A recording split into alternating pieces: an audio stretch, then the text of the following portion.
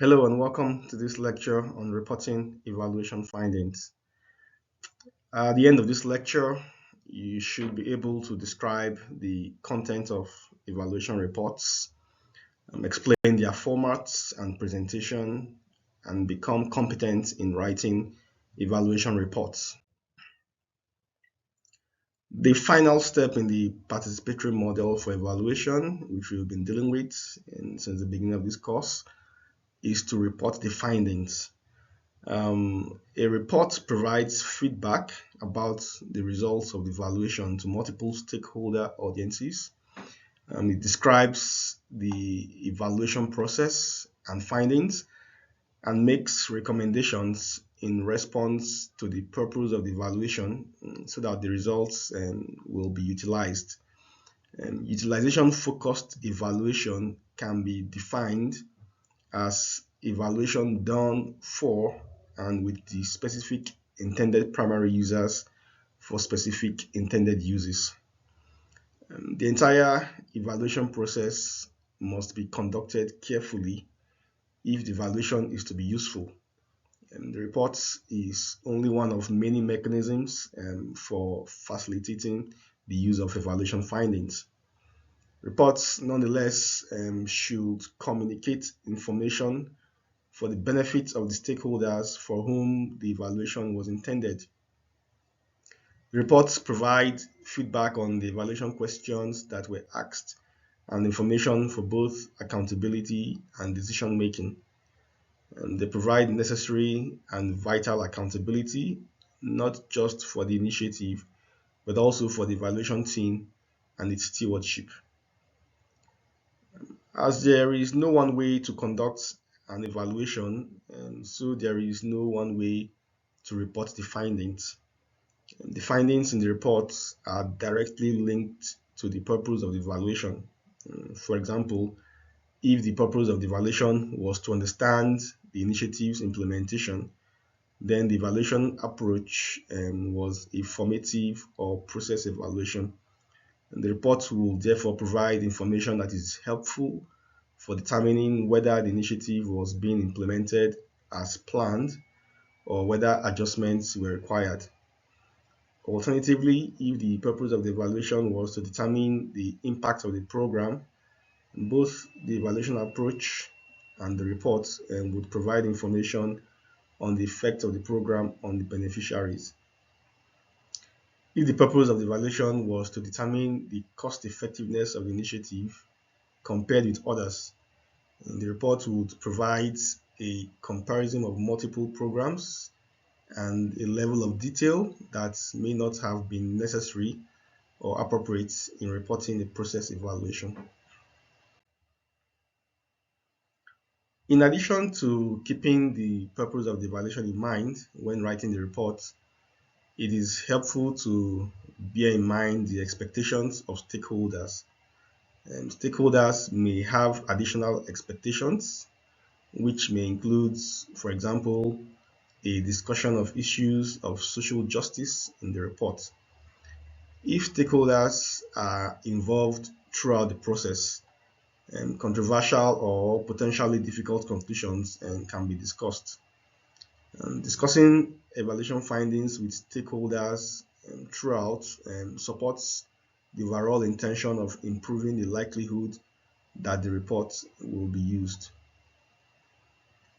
So whether the evaluation is conducted for a public health program or a policy initiative, the value of the process is in the ability of the stakeholders to utilize the findings. There are three major reasons why evaluation results are used. First is that the stakeholders have been involved in the process. Secondly, when the report is written in a user-friendly and appropriate manner or format. And then thirdly, if the results are relevant to stakeholders and provide useful information. If the real value in conducting an evaluation is in using the findings to improve the program, and then the report should present the information in ways that are helpful. The results of evaluations may be used in multiple ways that include revealing new insights into the program and how it works, or reordering priorities in program administration or in program direction. The results can lead to a change in the population that is served or to a new direction in policy development. They can result in ending initiative altogether, or they can persuade stakeholders, policymakers, institutions, and professional or civic groups that the initiative is successful. More and more often, evaluation is a requirement for further funding, and the report becomes an indispensable tool in raising money and acquiring resources. Some of these examples may lead one to believe that an evaluation report must provide information only about an initiative success. Nothing is further from the truth. An evaluation report must answer the research questions in an objective and unbiased way, irrespective of positive or negative findings.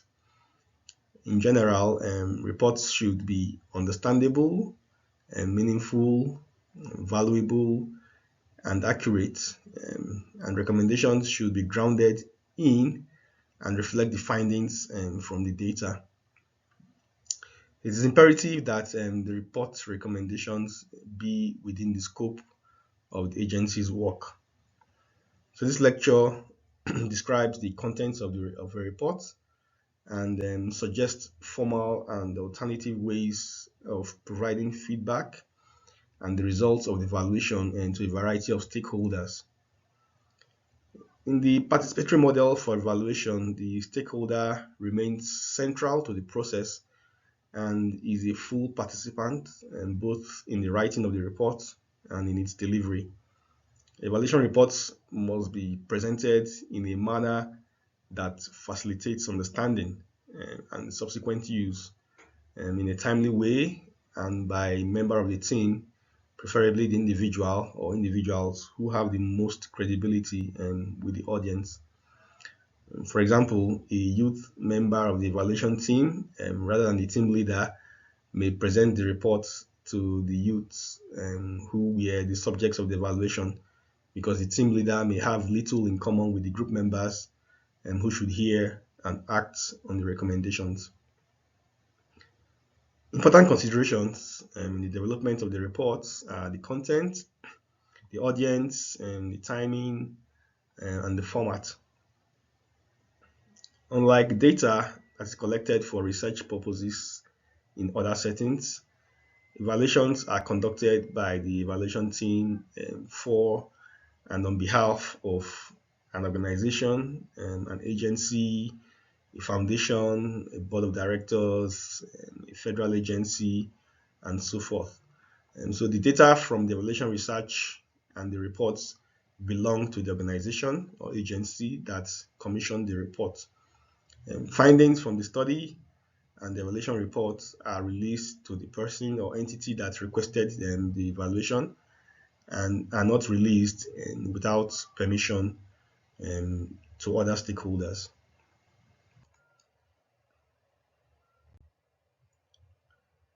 The content of the evaluation report is derived from the data required to support the message that must be conveyed. The information that is provided in the report, answering the evaluation questions and supporting the purpose of the evaluation. In addition, the information must be sufficient to clearly describe the program being evaluated and the context and the purposes of the evaluation, the procedures, and the findings. The conclusions of the evaluation describe the value of the initiative to the different stakeholder audiences. The value of the initiative may be both tangible and intangible and is assessed against multiple criteria that include the goals and objectives of the initiative as outlined in the evaluation plan, the expectations for what the initiative should achieve, expectations of who should benefit from the initiative, and the reasons for which the evaluation was conducted, as well as issues of social justice and equity. In addition to being assessed against expected outcomes, the data are also examined for unexpected outcomes that benefit or hurt the community or participants or non-participants in the initiative. The questions for the evaluation may be identified and categorized as major or minor questions, and the findings may be similarly categorized. Major findings may be significant changes that occurred in individuals, the community, and systems as a result of the initiative, or may be answers to the questions that were selected as most important for the evaluation process. Major findings may also include unintended consequences that had significant impacts on individuals, communities, institutions, or systems. Minor findings may be related to less consequential evaluation questions or maybe unintended consequences of the intervention.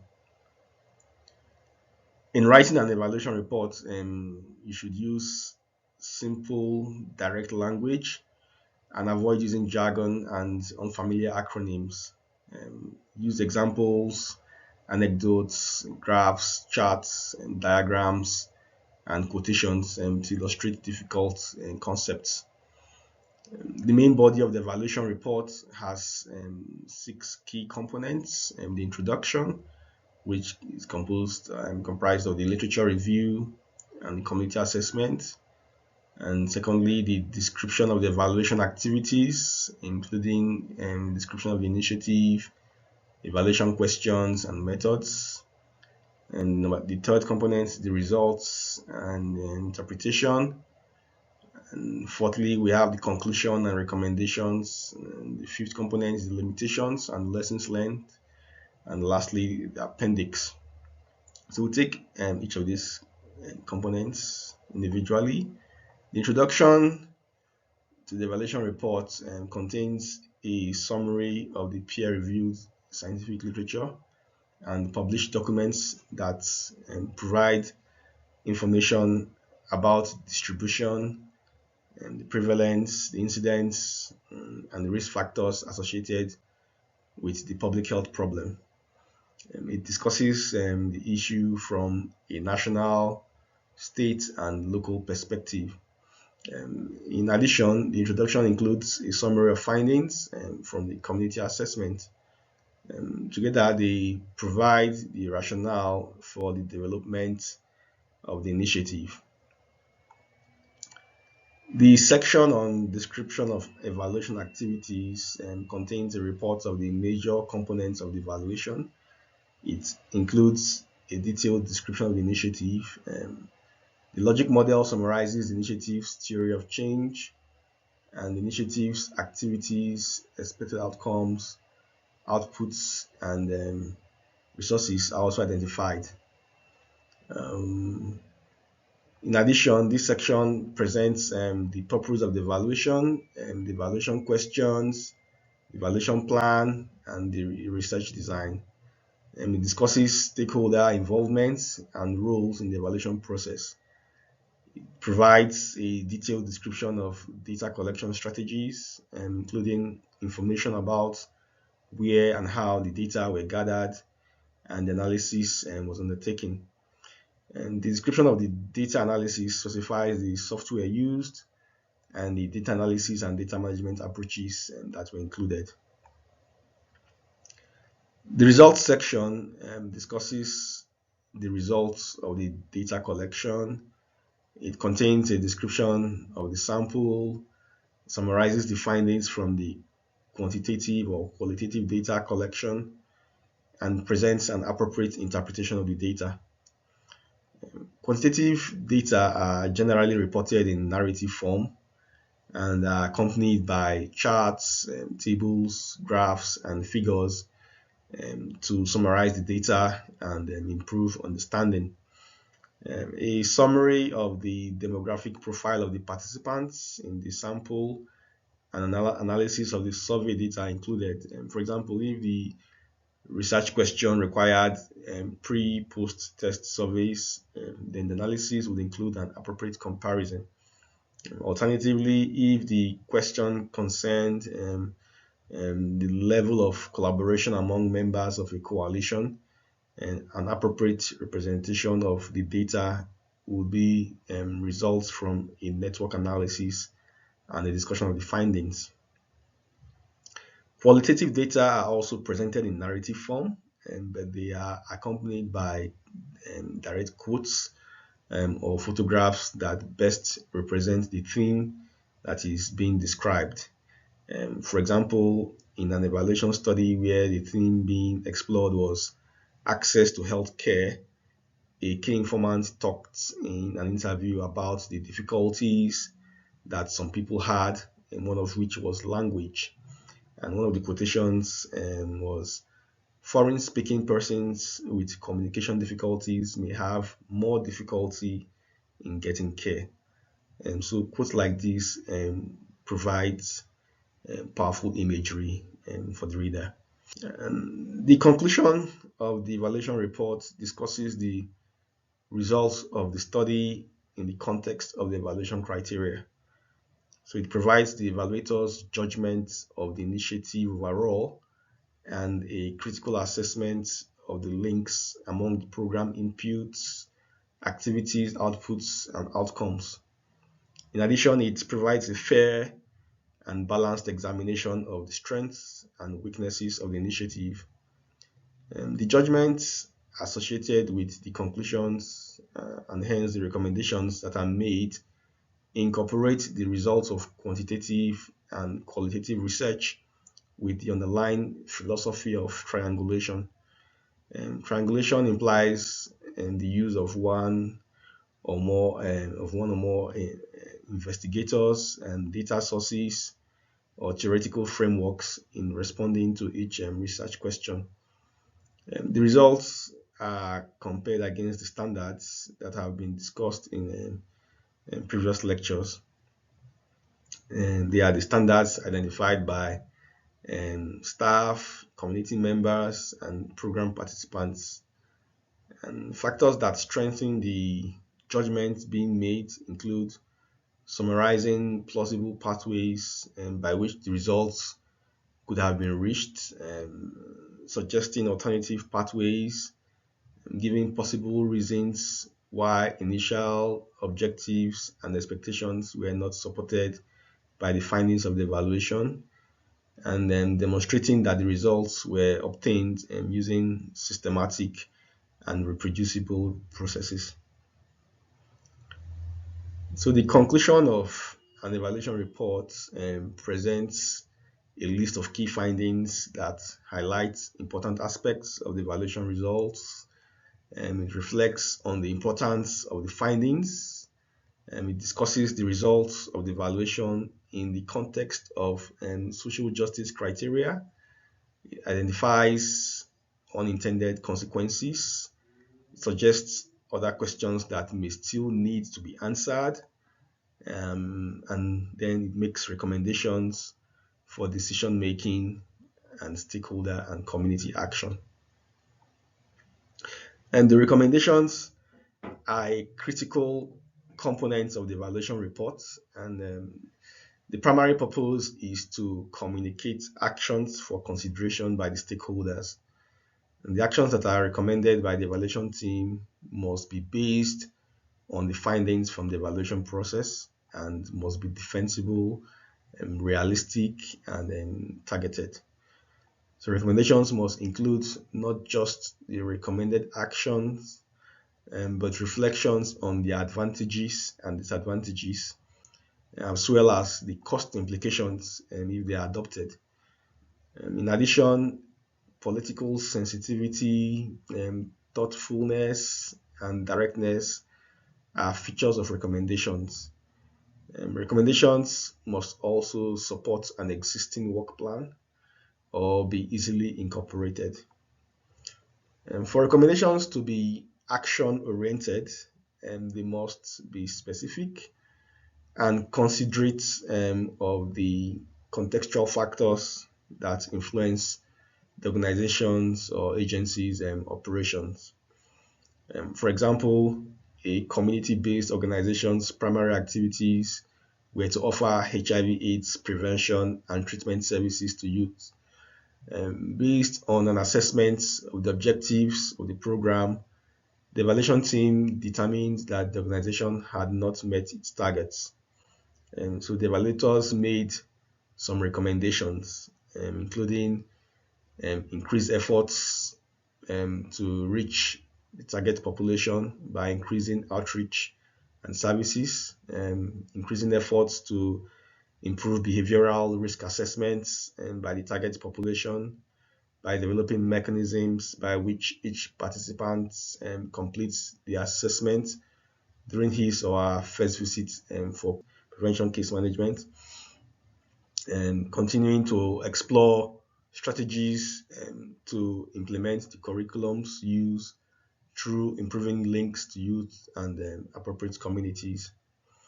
So recommendations may be influenced by the purpose of the evaluation, and hence the intended utilization of the findings. Let us use some examples to illustrate how findings are linked to the purpose of the evaluation. So in the first scenario, the purpose was to understand the extent to which the program is being implemented as planned, and with a view to expanding to serve a larger population. And the finding was that the process evaluation showed that although some parts of the program were well implemented, others lacked sufficient staff support to provide the level of intensity required. So the recommendations was to suggest ways that the initiative can realistically increase staffing levels based on the organizational structure and funding, which may necessitate the inclusion of a larger volunteer component, also delaying any expansion of the program until staffing levels are higher. In the second scenario, where the purpose is to determine whether the initiative is making or has made an impact on the beneficiaries, the outcome evaluation showed that female youth had higher mean scores that were significantly different from those of the male youth. And the suggestion is that there should be ways that the initiative can increase the intensity of the offerings for males. Another scenario is where the purpose is to determine the initiative's cost effectiveness compared with that of other programs in an assessment of funding priorities. And with regards to the finding, although the initiative was found to be effective, the cost associated with it was much higher than the cost of similar programs and with similar outcomes, and suggest ways of trimming the cost of the initiative without losing the integrity of the initiative. The limitations of the evaluation and the lessons learned from conducting the evaluation are identified in the section before the appendix. It describes any shortcomings of the evaluation and reflections on the research approach, participants, recruitment, data collection, and research findings. It includes a discussion of the reliability and validity issues that influence the research, and provides an opportunity to discuss improvements in the evaluation process that may be applicable in similar evaluations. The appendix of the evaluation report contains copies of the surveys, consent forms, interview and observation protocols, and similar materials that were used for data collection. It also includes a list of members of the evaluation team and their roles in the evaluation. There are primarily two times for writing an evaluation report, at the end of the contract period or as an interim report during the period of the evaluation. In both cases, the report is presented in time for use, and the timing of reports is generally part of the contract that is drawn up at the start of the project. For an outcome evaluation based on a cross-sectional research design, an interim report may be specified in a contract, and the final report may be due on completion of the analysis. If the contract period is 5 years, say, evaluation reports may be due annually.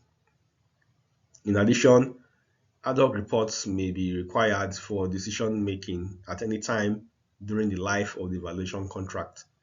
And these requirements may be negotiated in advance, or the team may be asked to provide a report with some notice. Ad hoc reports may be requested for advisory committee or board meetings, especially in the formative stages of a project or in the case of a process evaluation. The evaluation report should preferably go to the client at least 2 weeks before the deadline, to allow for adequate reflection and appropriate response and the opportunity for stakeholders to provide inputs into the recommendations. Allowing sufficient time for review may be especially important when the findings are negative. Participation of the stakeholders in this process will increase the likelihood that the report will be read and used. In an evaluation of a community-based organization, the program manager was given an opportunity to see the final report. As a result, an additional recommendation was included that supported the work of the project manager and provided visibility for the actions that needed to be taken by the organization to meet an important objective. It also ensured that resources would be made available. The results of the evaluation are discussed with major stakeholders, and the entire evaluation team must participate in this final process. And stakeholders are people who have an interest in knowing the results of the evaluation study, and they constitute the audience for it. And these people include, as we have mentioned previously in other lectures, program managers and those who commissioned the evaluation, and local, state, and federal policymakers and decision makers, as the case may be, and funding agencies and foundations, and researchers and program developers, agency board members, and members of the staff and volunteers, members of the community who are affected by and or participate in the offerings of the initiative. The audience determines the format of the report, the level of detail that will be given, and the type of presentation, and whether written or oral, and then the timing of the report. The evaluation reports can have a variety of forms and formats as determined by the purpose of the evaluation and the person or persons requesting or interested in the report and its findings. A report intended for the board of directors will be different from a report for community members. As stakeholders, they both are entitled to a presentation of evaluation findings, but they each have separate expectations for the form it should take. In addition, the selection of the most appropriate format is guided by the characteristics of the initiative, the appropriateness of the format for a particular audience, and its cost. And for example, the board of a non-profit organization or a foundation may expect a formal printed copy of the report complete with an executive summary. And while the members of the coalition who are involved in the day-to-day work of the organization may prefer a discussion of the main findings and with specific recommendations for the actions that are within their control. irrespective of the format and whether the evaluation report is in a printed format or will be delivered orally. And start by letting the audience know the focus of the report. And the title of the report should make the focus clear. A formal printed version of the report may be developed for a board of directors, advisory committees, funding agencies, or the executive director, and contain a number of components. The cover page contains the title, the name of the organization or agency that commissioned the report, the names of the evaluation team members, and the dates of the report. The table of contents lists the topics covered in the order they appear in the report and their page numbers. The acknowledgements identify and thank individuals, organizations who contributed to the evaluation, including members of the evaluation team, staff, and participants in the research. The list of acronyms defines short forms and abbreviations of words used in the report that might be unfamiliar to the readers.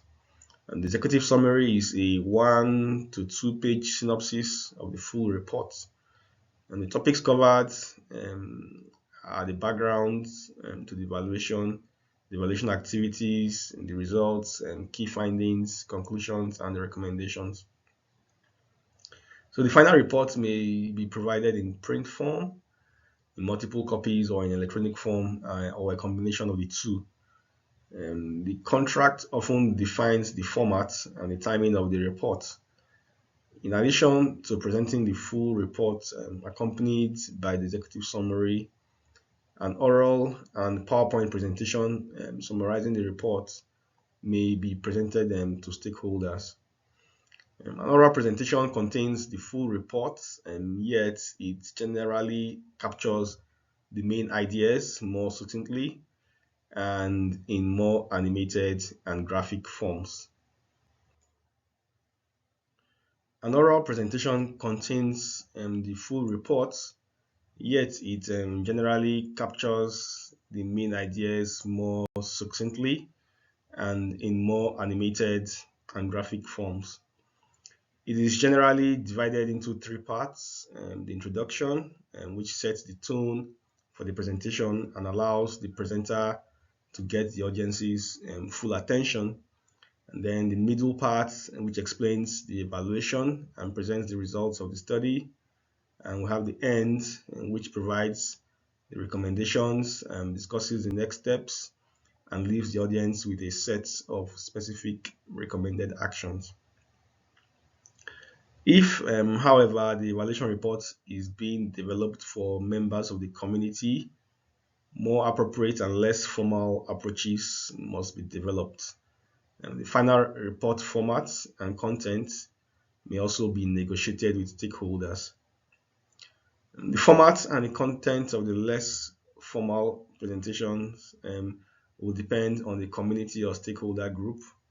Important considerations include reading levels, involvement in the process, and the extent to which recipients understand what the evaluation was about. The more engaged stakeholders are in the evaluation, and the more likely they are to grasp the details of the research design and the data collection approach. And the format must also be culturally appropriate. In addition, when reports are for youth audiences, using youth appropriate media is vital.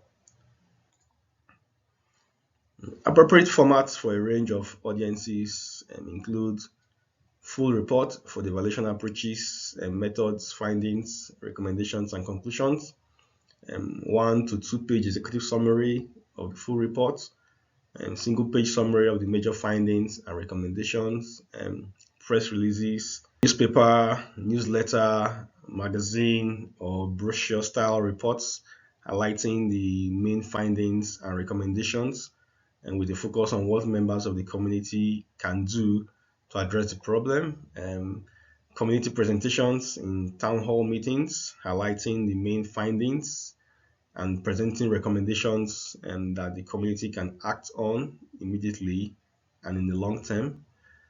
Graphic or animated digital media or radio or television presentations highlighting important findings, media presentations that allow the evaluation team to not only present the reports but also discuss its implications with stakeholder groups, oral presentations that highlight the main findings and provide audiences the opportunity to ask questions and to clarify conclusions, as well as photographs.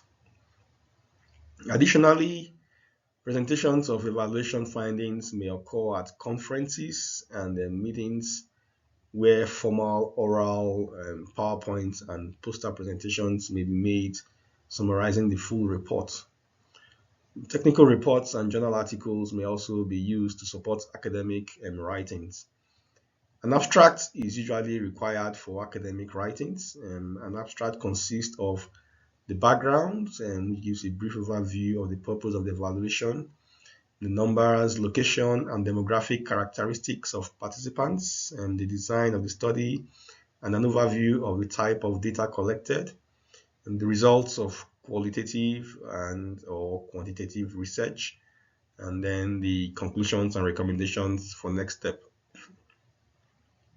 Irrespective of the format that is used, the reporting of evaluation results should be accurate, match the culture and reading levels of the audience, provide an appropriate level of detail so that the audience understands the approach and the findings and the recommendations, include illustrations, examples, and quotations that provide depth to the data and improve the authenticity of the reports, communicate respect and fairness to the audience, and provide the audience with clear action-oriented next steps, use well-designed and effective presentations, of course, involve stakeholders throughout the process. Ultimately, the evaluation report is a two-way communication between the evaluation team and the stakeholders. The evaluation team ensures that the results are understood, and the stakeholders get a chance to ask questions, and the evaluation team guides them to implement the recommendations and prepare for the next evaluation cycle.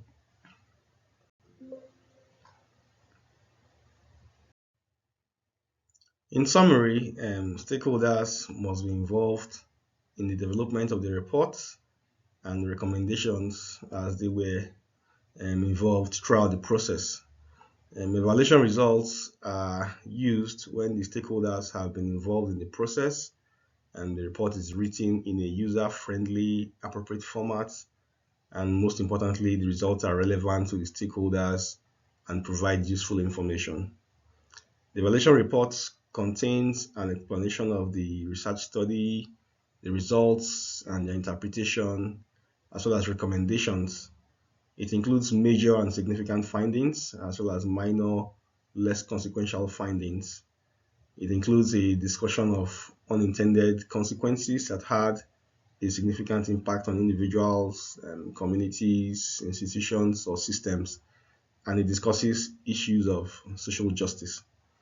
The selection of the formats for the final presentation and the report is guided by the characteristics of the initiative, and the information to be provided, the audience for the reports, and the delivery channels, whether print, electronic, or in person, and the cost. The reporting of evaluation results should be accurate and be appropriate for the culture and reading levels of the audience, include an appropriate level of detail, and use illustrations, examples, and quotations that provide depth to the findings and improve the authenticity of the report.